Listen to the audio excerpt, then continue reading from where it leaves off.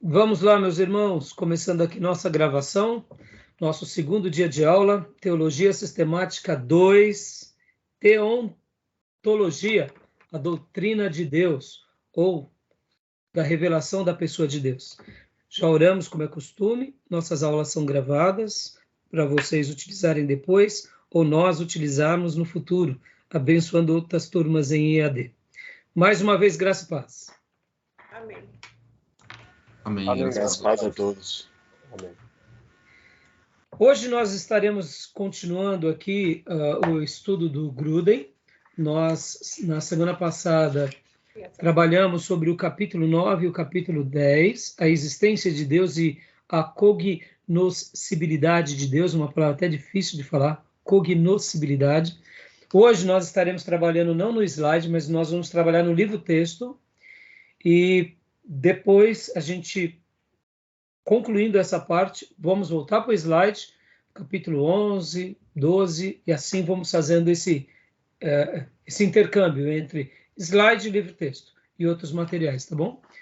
Mas, como é costume, quero ler um texto bíblico com vocês. Na semana passada eu pedi um trabalho para vocês, que era para que vocês me definissem quem é Deus. Quem é Deus? Me defina Deus. E pedi para que vocês, em uma folha, escrevessem e me enviassem na aula de hoje. Quem fez vai ganhar um ponto extra. Quem não fez, não era aquele trabalho obrigatório, mas, querendo ou não, só o seu sacrifício eu vou estar considerando. Então, agora eu quero ler 2 versículos que representam bastante uma dessas facetas pela qual Deus se revela a nós. O primeiro texto que eu quero ler com vocês é João 10, 14, e o segundo texto é o Salmo 23, 1. Nessas duas porções, João 10, 14 e Salmo 23, 1. Deus se revela para nós como pastor. Eu aprendi, e eu sempre ensino, que Jesus, ele amava ser chamado de pastor. Jesus, ele tem um tríplice ofício. Ele é rei, ele é profeta e ele é sumo sacerdote da ordem de Melquisedeque. Esses 3 ofícios de Jesus são ofícios de grandeza, de nobreza e até mesmo de realeza. Mas ele não reivindicava ser chamado de rei, mesmo sendo rei. Sendo profeta, ele não é que ele desvalorizava, mas ele não fazia questão que o chamassem de profeta, e nem de sumo sacerdote. Mas ele amava ser chamado de pastor. Podem ver que aqui em João 10, 14, diz isso. Quem achou e quiser ler, pode ler para nós. João 10, 14. Eu sou o bom pastor, conheço as minhas ovelhas, e elas me conhecem. Aleluia. Leia para nós também, pastor Johnny, Salmo 23, 1. O Senhor é meu pastor, de nada terei falta. Glória a Deus. Jesus, fazendo uma autoafirmação sobre ele, ele diz que ele é pastor. E que não é um pastor qualquer. Ele é o bom pastor. E Davi, falando sobre Deus, Davi se coloca como ovelha e ele prestigia o seu Deus como pastor. Agora, olha que interessante. Possivelmente, Davi deve ter escrito esse salmo ainda quando ele era um pastor de ovelhas. Mas imaginando que ele possa ter escrito esse salmo na sua velhice, que é uma hipótese real também, a gente não sabe quando foi que ele escreveu esse salmo. O Salmo 3 imaginamos quando ele escreveu, foi quando ele fugiu de Absalão. Possivelmente pelos tempos verbais, enquanto ele fugia. Possivelmente. O Salmo 23 nós não sabemos. Nós não temos uma pista. Mas sabemos que ele escreveu. Mas vamos imaginar pelo menos 2 cenários. O cenário enquanto ele era um pastor de ovelhas, pastoreando as ovelhas, e um outro cenário depois que ele se torna o pastor de Israel. Porque há uma diferença entre o antes da unção e o depois da unção. Antes da unção, ele era já um pastor, que ele já tinha libertado as ovelhas de um leão, de um urso, ele já tinha tido experiências, inclusive de poesia, de canções, porque quando chega-se a mensagem, Saul que era um músico e buscam Davi, ele já era um poeta, mesmo lá no pasto. Então ele já deveria ser um adorador exímio no pasto. Devia cantar, a unção dele devia banhar ali as pessoas que ouviam. Ele era diferente. Mas você há de convir comigo que há uma diferença entre você ser um adorador, que vive para Deus, e de repente vem o grande profeta da nação, na casa do seu pai, e olha e diz, você é o futuro rei de Israel. E derrama com o chifre cheio de azeite, e o azeite unge. Meu Deus, eu imagino que Davi, depois que ele recebeu aquela unção, ele fica naquela expectativa. Deus, como que isso tudo vai acontecer? Mas vamos imaginar 2 cenários, antes dessa unção e depois. Quando eu falo depois, eu já imagino ele agora aqui, não só como soldado, mas ele já sendo aqui o rei de Israel.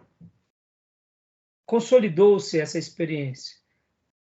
Vamos imaginar que ele estivesse escrevendo agora como o rei de Israel, debaixo de tantas conquistas, ter vencido Golias, ter fugido de Saul, ter prevalecido sobre tudo, consegue se tornar o rei de Judá e depois o rei de todo Israel. E aí ele está escrevendo. Agora, nessa situação, eu acho que fica até mais lindo imaginar Davi escrevendo, porque ele vê Deus como supremo pastor. E ele poderia falar que ele era agora um leão, não uma ovelha, né? Porque ele conseguiu tantas coisas. Mas não, ele se considerava o quê? Uma ovelha. E imaginando que ele tenha escrito essa poesia sendo o rei, e aqui vamos melhorar até um pouco, na sua velha idade, ou seja, ali perto de morrer, vamos supor que essa poesia nasce na pena dele lá no finalzinho da sua vida, e ainda ele se considerando uma ovelha desse pastor supremo, fica muito mais lindo imaginar esse rei que viveu tantos milagres, que viu tantas promessas, que Deus tinha dito para ele que a linhagem dele seria uma linhagem abençoada, que Deus daria o templo, que faria coisas extraordinárias pela linhagem dele, e ele, mesmo assim, como velho, indo para o túmulo, louvando a Deus como supremo pastor e ele como uma ovelha. Fica muito mais lindo imaginar essa cena, né? E por que eu estou falando isso? Porque o nosso irmão Felipe Reis pregou esses dias atrás, na quarta-feira passada, sobre esse salmo, e eu achei tão lindo quando ele disse isso, que Davi se considerava um pastor. Ele poderia ter Davi se considerava uma ovelha. Ele poderia ter se considerado um leão, e não fez. Então, quis aqui destacar a palavra de Jesus como pastor, porque ele se autodeclara como bom pastor, e quis agora pegar as palavras de um servo de Deus, independente do momento. Se foi no começo do seu ministério, se foi ali durante ainda o reinado de Saul, ou mesmo depois que ele foi colocado como rei, ele via Deus como pastor e ele como ovelha do seu pastorado. Tá bom, meus irmãos? Joia? Deixo essa breve reflexão para vocês. E agora vamos falar então sobre a pergunta da semana passada, né? Antes de entrarmos para o capítulo 9 e o capítulo 10. Quem é Deus? Lembram que eu disse que eu ia trazer uma definição para vocês? que era uma das mais lindas. Bom, deixa eu perguntar aqui para vocês. O que vocês fizeram? Vocês escreveram? Vocês leram algumas definições? Chegaram em algum consenso? Viram algumas coisas? Vocês querem compartilhar agora aqui conosco? Eu escrevi antes mesmo de fazer pesquisas, até para não, enfim, não ser influenciado, né? Eu fiz algo do meu coração, mas também fiz algumas pesquisas. A definição de Westminster, né? Eu achei bem, não sei se é o que o senhor vai mostrar para a gente, mas eu gostei bastante. Pode ler, então. Pode ler a definição de Westminster, né? Desculpa, eu não estou com ela aqui, mas... não, depois você me... Eu já pego aqui agora também, mas... Tá bom. Então, enquanto você pega, Gil, Bom, eu não... Júnior e Moncleusa podem falar também. Eu não cheguei a escrever nada, também não fiz nenhuma pesquisa, mas eu tenho assim no meu coração que Deus, acima de tudo, ele é Pai, né? Cristo, quando ele veio, eu acredito que se existia alguma tarefa, alguma lista de tarefas, acredito que uma das principais era mostrar que Deus era Pai, né? Por isso ele ensinou o Pai Nosso e de diversas outras maneiras ensinou que o nosso Deus era um Pai de amor. E também tenho muito claro na minha mente que ele é Salvador, é Pai e Salvador, né? Amém. Mateus 19 vai dizer que ele veio buscar e salvar o que estava perdido. Então isso eu tenho dentro do meu coração. Ele é Pai e Salvador. Muito lindo as suas definições, convicções de fé no coração. E no coração o pastor fica feliz por você, mas você não vai ganhar nota, não. Amém. Não. Pelo coração, de coração para coração. Para ser justo, né, tio? Ser justo, né? Mas é isso aí, tio. A proposta era fazer o exercício porque, assim, a convicção... Percebam, irmãos, nós estamos aqui num seminário, você já tem uma caminhada. E nunca traçamos, assim, definições, né? Nunca traçamos definições, por exemplo, como Deus. A gente segue a Deus. E a gente nunca parou para pensar qual é a definição dele. É claro que isso é um exercício mais acadêmico, mas é interessante. Mas, Gil, eu não tinha dúvida que você, como os demais irmãos, teriam clareza da pessoa de Deus. Até porque um convertido, sempre alguma faceta de Deus vai se destacar. E é lindo. Essas suas duas definições é maravilhosa. Joia. Então, Júnior, diga, e depois irmã Cleusa. Eu não fiz também por escrito, mas eu insisto em afirmar o conceito de Deus é tão abrangente, que engloba a questão que os irmãos falaram, né? A questão do Deus amor, do Deus pessoal, né? Que ele é uma pessoa, desse amor, né? Que veio em busca do homem, né? Perdido. O Deus, eu insisto no Deus como a causa, né? Para se contrapor aos céticos, né? Aqueles que cultua, que pesquisa pela física, pela astrofísica, que tenta ignorar a existência de Deus. Então, Deus eu vejo como a primeira causa, que deriva todas as coisas. Joia. Isso aí, uma resposta muito boa, Júnior. Né? Ele define todas as coisas.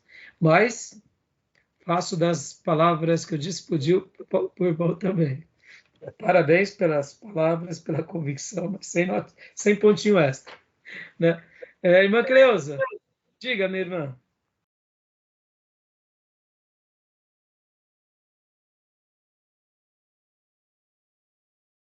Irmã Cleusa? Acho que ela travou a internet. Então, joia. Então, eu acho que deve ter caído alguma coisa. Ou travou a internet dela. A internet dela está falhando, viu, meus irmãos? Então, Maísa, graça e paz, minha irmã. Amém. Paz, irmãos. Paz, pastor. Graças. Paz, irmão. Graça e paz. Você fez aquele trabalho, Maísa, sobre defina Deus? Pastor, não fiz, porque eu nem sabia que era para hoje. Então era para hoje. Como eu disse, não é um trabalho obrigatório como os demais, mas é um trabalho que ganhará ponto extra quem fizer, tá? Então tá joia. Irmã Cleusa saiu, né? Bom, assim que ela entrar, ela fala. Então, irmãos, vamos lá. Hoje eu quero trazer aqui a definição, uma das que eu acho uma das mais lindas, né? Para vocês. Resposta da pergunta. Pastor, já esqueci também, tá? Quando o senhor... Show, pode ler então, irmão. Eu vou falar de Westminster no catecismo, depois fala a minha. Tá. Bom, Deus é espírito, infinito, eterno e imutável em seu ser, sabedoria, poder, santidade, justiça, bondade e verdade. Maravilha. Olha, repete de novo com pausas. Joia, foi muito rápido, né? Não, mas é porque é muito rica. Justamente. Para que a gente pense, Deus. Então, quem é Deus? Deus é espírito, ele é infinito, eterno e imutável em seu ser, sabedoria, poder, santidade, justiça, bondade e verdade. Magnífico, magnífico, magnífico. E a sua? Esse é de Westminster, né? A minha é bem mais sucinta, né? Óbvio. Mas... a gente tem que... É aquilo, né, pastor? A gente tem que lembrar que essas definições nasceram do conglomerado de pessoas ali refletindo. Exato. Teólogos, os principais pastores, e ali apontamentos, e indo na Bíblia. Não foi de uma aula para outra. Né? Então, sim. Pode falar. Deus é espírito, é o Senhor de todas as coisas, visíveis e invisíveis, o arquiteto de todo o universo, a fonte de toda a vida, o princípio e o fim. Joia, muito bom. Glória a Deus, gostei também, parabéns, pastor. Mas já que você fez, manda para mim e não esqueça de pôr no relatório, hein? Pontinho extra, tá? Para eu não esquecer, tá bom? Irmãos, muitas vezes ponto 15, ponto 20, ponto 30 ajuda muito. Melhora aí a média. Não precisa nem fazer prova. Também não é para tanto, pastor. Não sei se é exagero. Então, agora, vamos lá, irmãos. Quem está com o livro do Langston na mão, abra na página 23. WO na prova, né? WO não é para tanto também, né? Página 23 do Langston. Diz assim, deixa eu abrir até para vocês aqui, eu vou compartilhar que merece. Essa definição é maravilhosa. Como eu disse, irmãos, existem muitas definições, tá? Mas para mim é uma das mais lindas. Uma das mais lindas.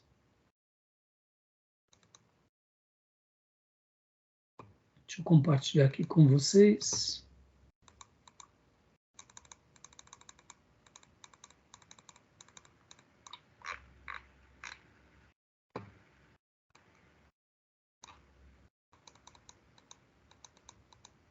Aqui.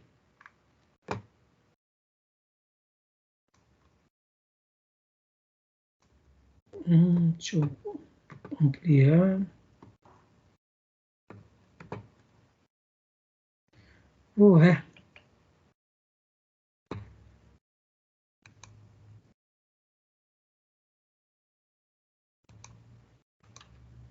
Estou conseguindo ampliar. Só um segundinho. Aqui, achei. Mudou a configuração. Isso. Olha que definição é essa, irmãos. Pelo amor de Deus. Minha internet caiu. Oi, filha. Então, irmã, eu tinha perguntado para a irmã qual era a definição de Deus, se a irmã tinha feito. Eu não fiz. Não, né? Pastor. Então tá bom. Não tem problema. Não fiz. Tá bom. Então tá jóia. Então agora eu vou compartilhar para vocês aqui a definição de Deus de Langston, tá? Então, como eu disse, olha aqui, ó. Olha só a definição de A.B. Langston, do Esboço de Teologia Sistemática, na página 23. Olha só. Ele vai falando, olha que interessante, irmãos, página 23 do livro, ele começa a obra dele, que é um esboço, né? Apenas um esboço, tá, irmãos? Começa aqui, estudos preliminares. Então, dentro dos estudos preliminares, vem assuntos de religião, a definição, a verdadeira religião, a relação entre teologia e religião, revelação. Então, você percebe que ele vai trabalhando dentro desse conjunto de coisas, e aí ele fala de revelação, o objetivo da teologia sistemática, a possibilidade de termos uma teologia. Quando aí, o que acontece? Só para vocês terem uma noção. Só pegar aqui o apontamento, né? Só um segundo. E aí ele vem trabalhando sobre, na página de número 19, uma definição de Deus. E aí ele diz o seguinte, ó. Eu vou até voltar aqui para a página 19. Olha só que legal. Aqui. Uma definição de Deus. Todos estão vendo? Sim. Aqui, ó. O tema é por demais vasto e sublime para uma definição completa e satisfatória. Tudo bem até aí? Bem claro, né? Ou seja, tratarmos de Deus é muito vasto, é muito complexo. Como que nós vamos tratar de um assunto que é eterno e de uma pessoa que é eterna, infinita, incomparável?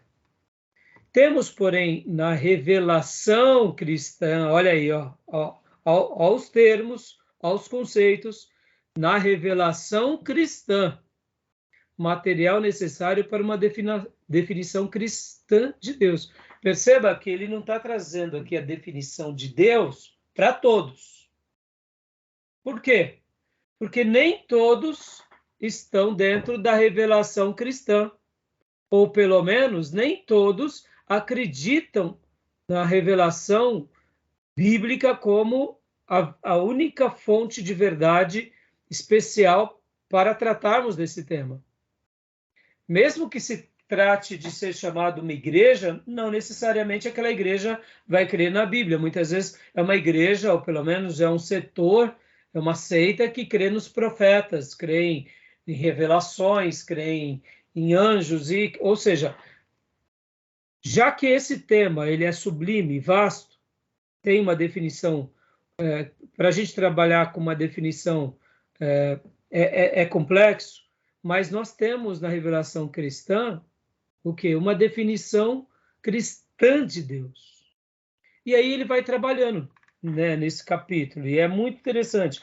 E aí onde ele vem traçando a natureza de Deus, Deus é espírito, o caráter de Deus, ele é perfeitamente bom, a relação de Deus para com o universo, cria, sustém e dirige tudo, o motivo de Deus em sua relação para com tudo que existe, santo amor, ou seja, é santo e é amor. É amor, mas é um amor santo. Estes pontos acima mencionados nos servirão de esboço para o desenvolvimento do assunto que temos em mira, a ideia cristã de Deus. Em outras palavras, o que o Langston está fazendo aqui, aqui é a tese. Aqui é a tese dele. A natureza, o caráter, a relação de Deus com o universo e o motivo de Deus em relação para com tudo que existe, ou seja, pessoas, criação, universo, animais, plantas. Então, aqui ele vai começar a dissecar cada ponto, a natureza de Deus, e aí onde entra o que eu acabei de dizer. Ele vem e trata a natureza de Deus, vem tratando cada ponto, né, de uma forma muito concisa e muito linda. E aí é aqui onde eu quero agora mostrar para vocês a definição dele, que eu achei que é uma das definições mais lindas que temos. Onde está? Deixa eu só abrir aqui. Aqui. Ele conclui.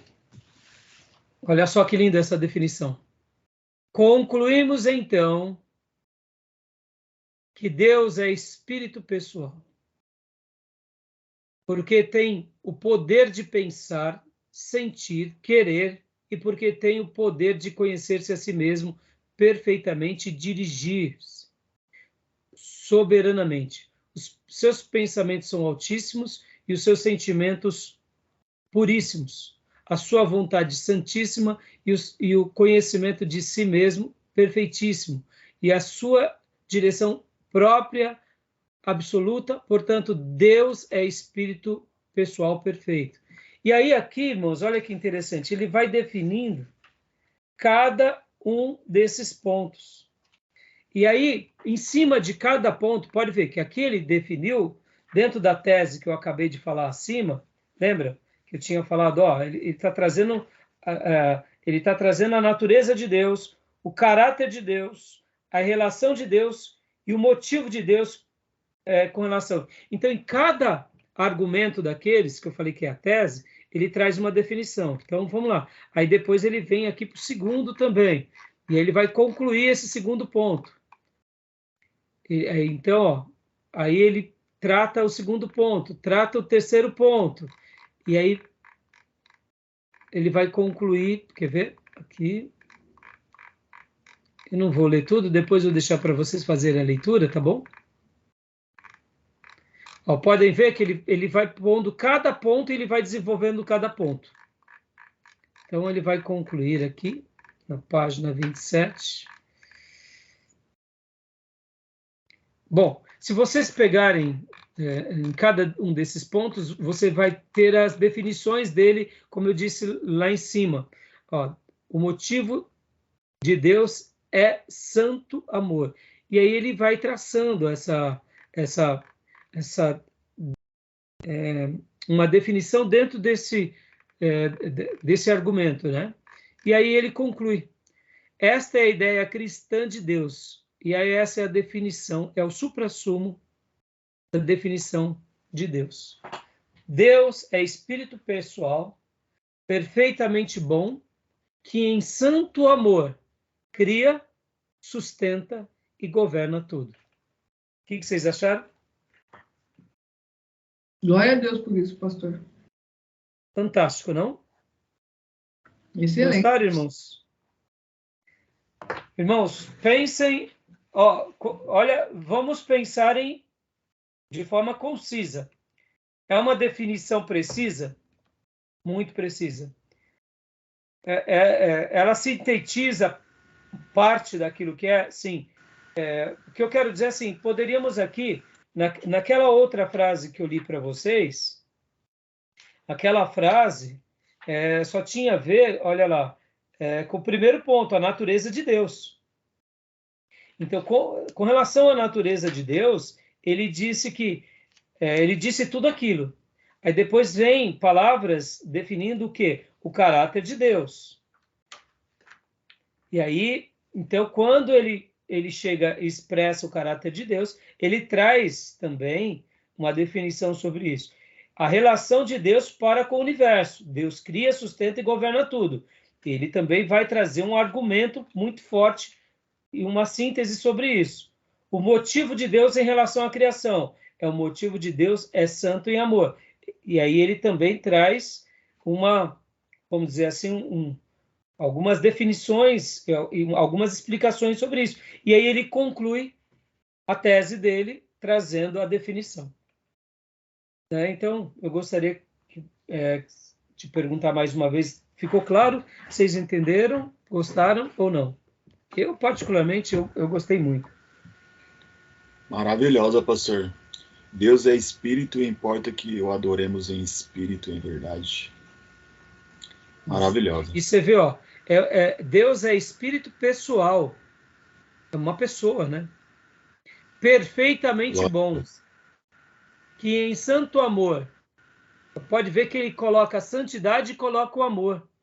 Que em santo amor, olha que parece simplismo, mas não é simplório, mas não é simplório. É uma definição simples, mas magnífica, que em santo amor cria, sustenta e governa tudo. Né? Ou seja, é magnífico. Aqui automaticamente ele mostra a soberania, ele mostra a supremacia, o poder dele, né? Eu achei assim muito interessante. Agora, como eu disse para vocês, irmãos, existem muitas outras definições, tá bom? Demais irmãos, Júnior, Maísa, irmã Cleusa, pastor Johnny, querem fazer algum comentário? Eu já fiz, maravilhoso, pastor. Achei sucinto e perfeito. Muito lúcido, na verdade. Eu estou avaliando aqui, eu falei, meu Deus. Não, é admirável. Quando a gente pensa assim, se a gente pegasse, pastor Johnny, 50 definições, eu deduzo que seriam uma mais linda que a outra. Mas você trazer uma síntese é muito difícil. É muito difícil. Então ele conseguiu, claro que ele não é completo, devem existir outras, mas fica aqui, né? Sim. Essa dica. É muita coisa em poucas palavras, né, que ele fez. Exatamente. Por isso que ser sucinto é uma das coisas mais difíceis. Podem ver, nós, professores, somos prolixos, falamos demais. Falamos. Até se torna um pouco cansativo para o ouvinte, mas faz parte do dom de um professor ser prolixo, porque ele tenta atingir todos os tipos de alunos e se fazer compreendido. Então, ser prolixo tem um lado bom? Tem, mas tem um lado exaustivo. Ao mesmo tempo que ser prolixo dentro da tarefa de um docente é bom, tem hora que esse docente, em alguns momentos, ele tem que fazer a síntese. Fazer uma síntese é muito difícil. Ser conciso é muito difícil.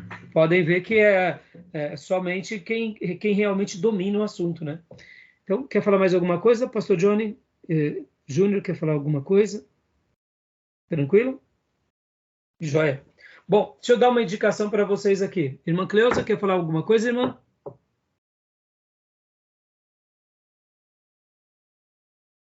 Pastor, eu achei muito lindo o que ele escreveu, mas não tenho nada para comentar.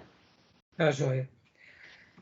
Irmãos, aqui fica uma indicação de um outro livro, O Conhecimento de Deus, de J.I. Packer, da editora Mundo Cristão. Ele vai tratar sobre temas de teologia sistemática. Quem é Deus? Você o conhece? Que sabe você sobre o seu poder? Conhece-o melhor lendo esse livro. Conheça-o melhor lendo esse livro. Então, J.I. Packer vai trabalhar assim, conheça o seu Senhor, contemple o seu Deus, se Deus é por nós. Então, são 3 capítulos, com vários subtítulos. Fica aqui uma indicação. Esse assunto é um assunto que nos apaixona, tá bom? Então, meus irmãos, vamos lá para o nosso livro-texto, vamos abrir agora na página de número 97, a existência de Deus, vamos fazer alguns apontamentos e depois a gente vai para... nós iremos para os slides assim que concluirmos o capítulo 9 e o capítulo 10, tá bom? Vamos fazer aqui alguns apontamentos. O seu novo livro, Júnior, a nova edição, eu não sei, mas seria o capítulo A Existência de Deus. Não sei qual é como eu estou com a edição antiga, eu não sei te dizer qual é a página, tá? A existência de Deus. Como sabemos que Deus existe? Leia para nós, pastor Johnny. Explicação e base bíblica. Pois não. Como sabemos que Deus existe? A resposta pode ser dada em 2 partes. Primeira, todas as pessoas têm uma intuição íntima de Deus. E segunda, cremos nas provas encontradas nas Escrituras e na natureza. Joia. Deixa eu gastar aqui um tempo com vocês, irmãos. Olha só, ele traz a questão da intuição e depois ele traz a questão da revelação. O que vocês acharam sobre essa ideia que ele já apresenta aqui? Vamos fazer uma discussão sobre isso. Revelação natural e especial, né? Sim, mas ele trata a revelação numa base, Ok. e ele trata a intuição na outra base. Pode ver, ó. Uma intuição íntima de Deus. Verdade. Tá? E aí depois ele trata a revelação por parte das escrituras e por parte da natureza. É um argumento muito interessante. A intuição faz parte mesmo. Todos os seres humanos sempre foram seres religiosos, como o Erickson mesmo afirma. A religião faz parte da vida do ser humano e isso é inquestionável e indiscutível. Aonde quer que haja um grupo social, uma nação, um ajuntamento de pessoas, ou mesmo poucas pessoas, ou muitas pessoas, eles têm uma inclinação religiosa. Isso é fato. Uma fagulha como? Uma fagulha de Deus em todo ser humano.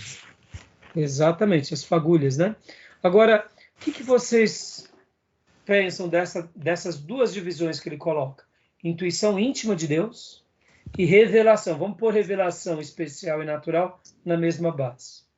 Eu concordo. Quando a gente olha a história de modo geral, né, a gente está falando aí desse pensamento, acho que está inerente, né, pertence ao homem. Você pega os mais antigos, já havia ali uma busca por adoração a algum ser.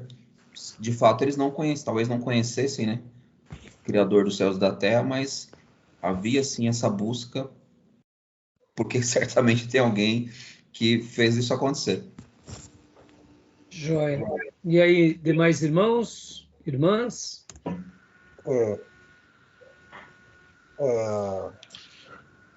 Vamos a dizer que questionar também se essa íntima religiosidade que existe no homem, isso é inerente ao homem ou isso desperta no homem ao ver a criação, ao ver a beleza da natureza e desperta nele?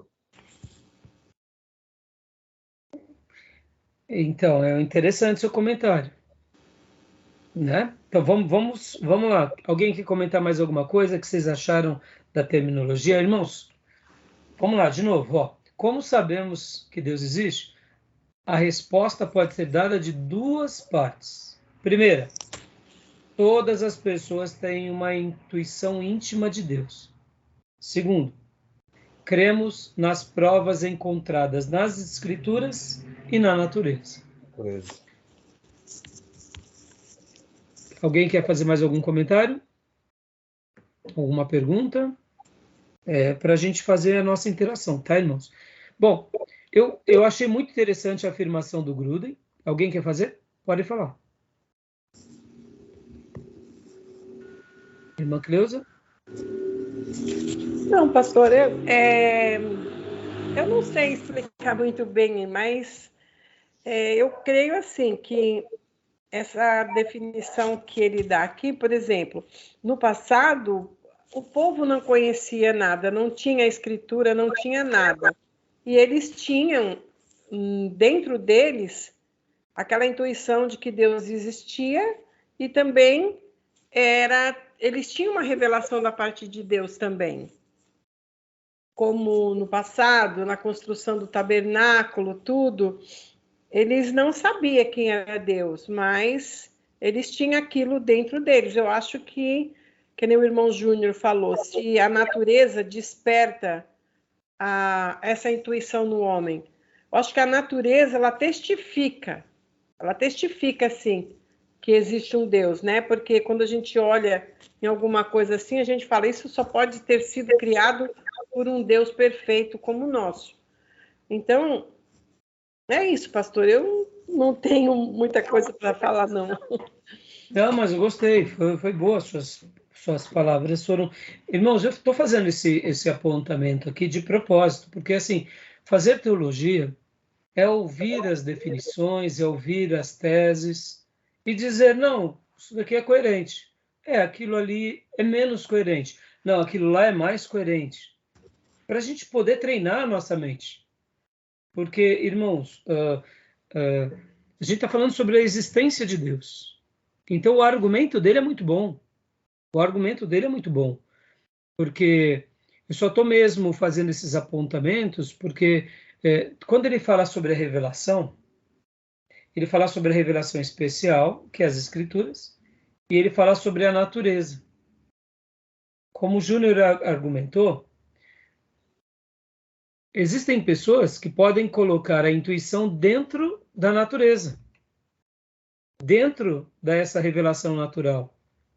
Ou seja, não seria mais ou menos que a resposta é pela revelação natural e pela revelação especial, que é as Escrituras. Agora, quando ele trata do argumento também da intuição íntima, não deixa de ser uma verdade, porque todos os seres humanos, mesmo que eles não sejam tão esclarecidos, e aqui a gente pode colocar os povos indígenas, aqueles que são mais comparados a pessoas assim menos esclarecidas, porque não foram alfabetizadas, elas se comunicam do jeito delas, elas sabem criar ali as suas famílias dentro dos seus costumes, mas eles não têm, eles não tiveram cultura propriamente dita, né, de uma civilização.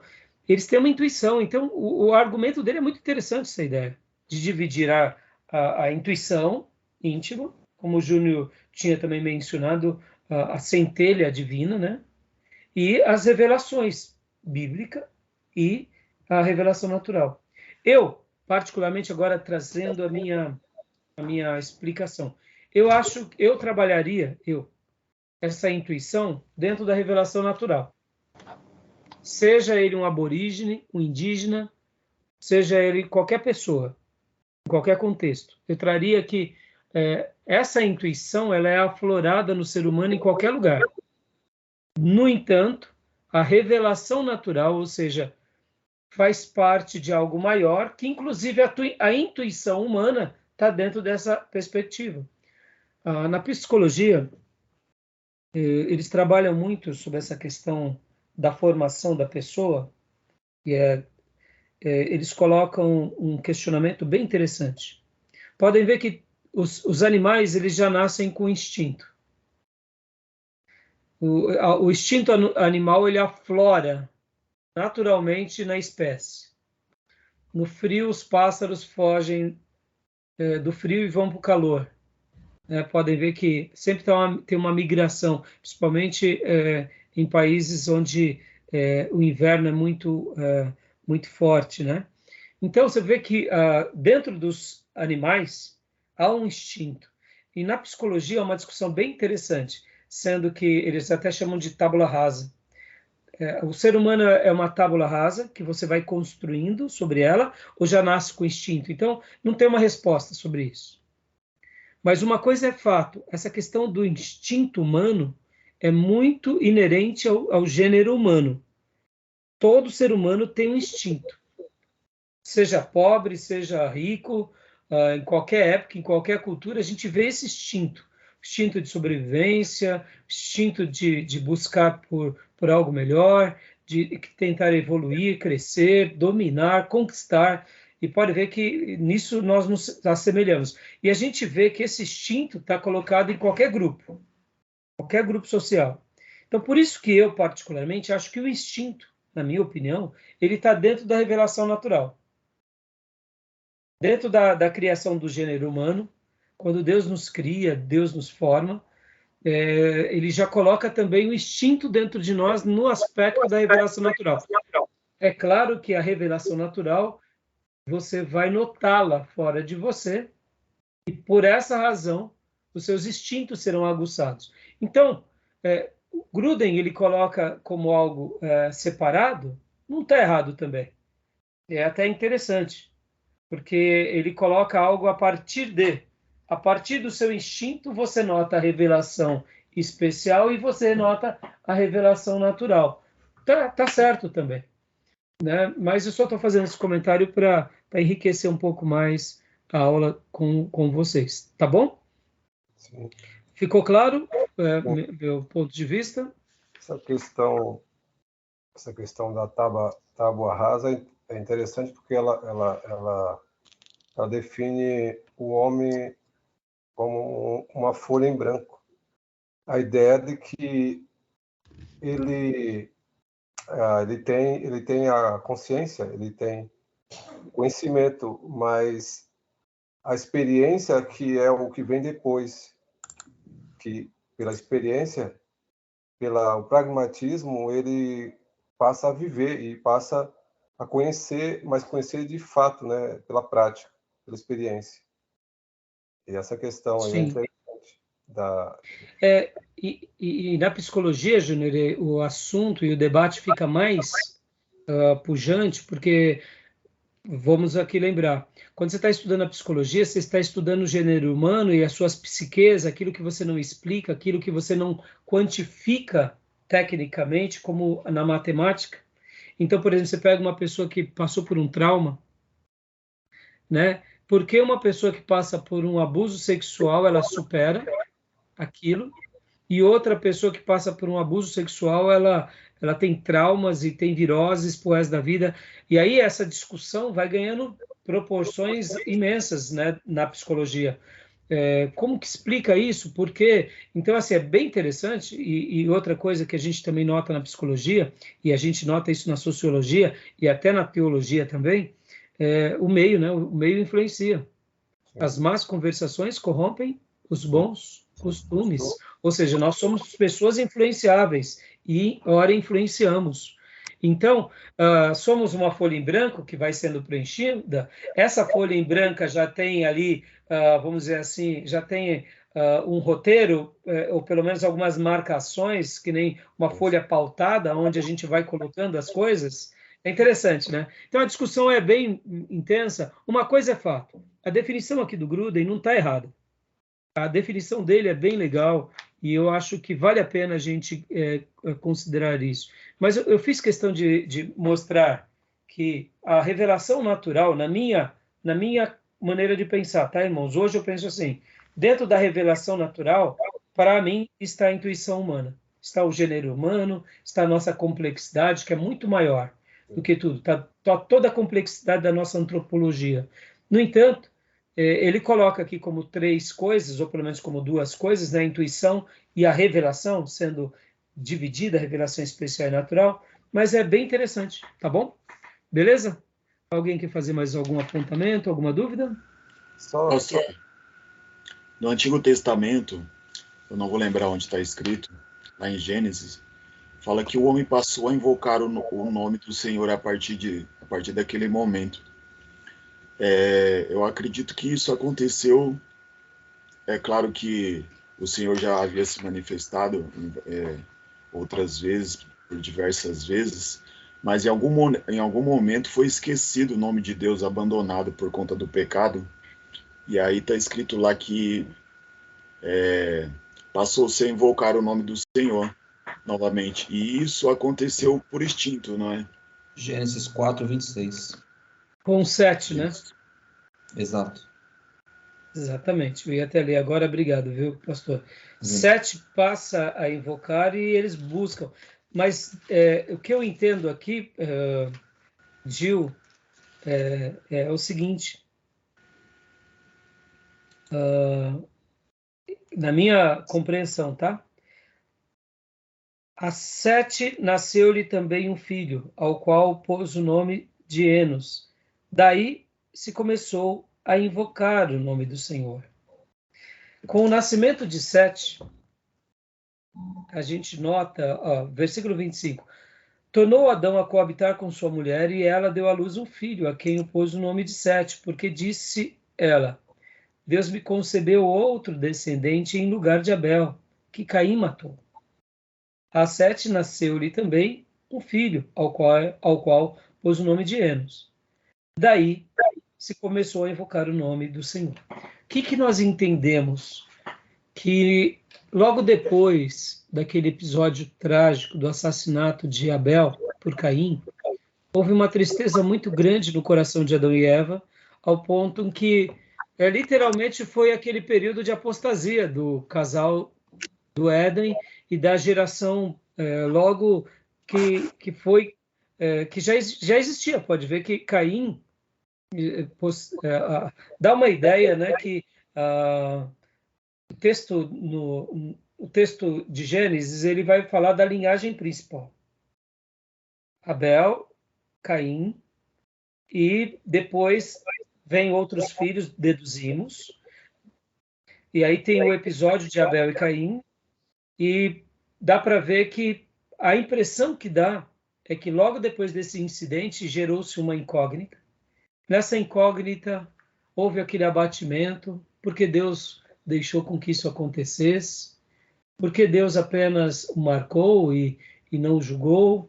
E aí passa-se o tempo, passam-se os anos, e aí vem o filho de Adão e Eva, que é Sete, e com o nascimento de Sete, renova-se a esperança ao renovo, e dá a ideia que eles passam, então, a invocarem de novo a Deus.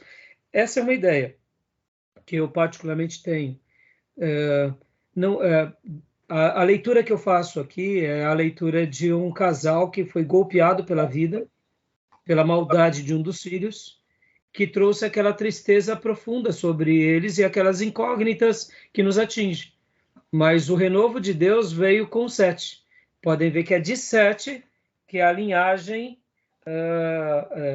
vai se desencadear em Noé e depois vem em Abraão, né? Pode ver que tem toda uma cronologia, né? Dá para ver que ali onde houve o resgate do culto a Deus. A partir de então Enos.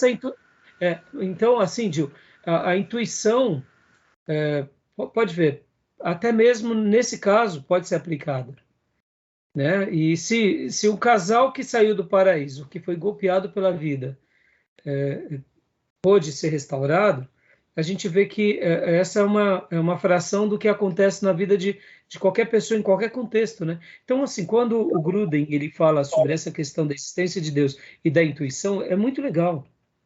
É muito legal porque a gente, fazendo uma pesquisa breve, rápida na história, a gente vê que todos os povos, eles sempre foram religiosos, sempre buscaram o sobrenatural. Eles têm esse lado. Então, quando ele trata da intuição, é bem interessante. É como, por exemplo, falarmos da consciência. Assim como o ser humano tem uma intuição de Deus, nós temos uma consciência que vem de Deus, é um presente. Então, eu poderia até dizer que essa intuição, ela mora na nossa consciência, né? Pode ver, todo ser vivo, ele tem uma consciência. Ser vivo que eu me refiro é o gênero humano, né, irmãos? Pode ver que os animais, eles têm o quê? Um instinto de sobrevivência. Eles não têm uma intuição. Eles veem um animal sendo devorado por outros, eles fogem porque falam, eu não quero morrer. Mas eles não têm compaixão, eles não têm aquela intuição. Eles vivem aquele momento, é a sobrevivência, né? É o instinto. Um instinto animal, é diferente da intuição humana. Pode ver, uma coisa é o instinto animal, outra coisa é a intuição humana, a consciência humana. E isso está dentro de todo o gênero humano. Mais para frente a gente vai falar sobre a questão do imago Dei, que é a imagem e a semelhança de Deus no homem, tá bom? Mas agora não é a hora. Tudo bem, então, até aí, meus irmãos? Ok.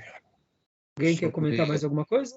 Sobre essa questão, né, de estar na mente do homem, Eclesiastes 3:11, fala uma coisa bem interessante, né? De lá, também pôs na mente do homem a ideia da eternidade. É a consciência. É a consciência. Exatamente. Que, para Gruden, acaba sendo essa consciência que desperta como intuição de Deus. Né? Podem ver que essa consciência, essa intuição, ou eu dou espaço a ela e procuro esse Deus eterno, ou vou buscar um outro tipo de Deus que me satisfaça, ou posso ir até a negação, né? Que aí seria o humanismo na sua essência, tá bom? Eu acho que vale a pena, irmãos, lermos aqui esses parágrafos aqui sobre a intuição a íntima intuição humana de Deus, tá bom? Só para a gente fechar. Mas eu vou ler após, na próxima chamada, tá bom? A gente começou um pouquinho depois, então vamos já fechar agora a chamada. A gente vai para o intervalo, volta a ler e progride no livro-texto, tá bom? Beleza. Joia? Alguma dúvida? Não. Tranquilo? Ok. Então, fechar. Então, eu vou dar uma pausa agora, tá bom, meus irmãos? Dá uma pausa. Vou parar a gravação.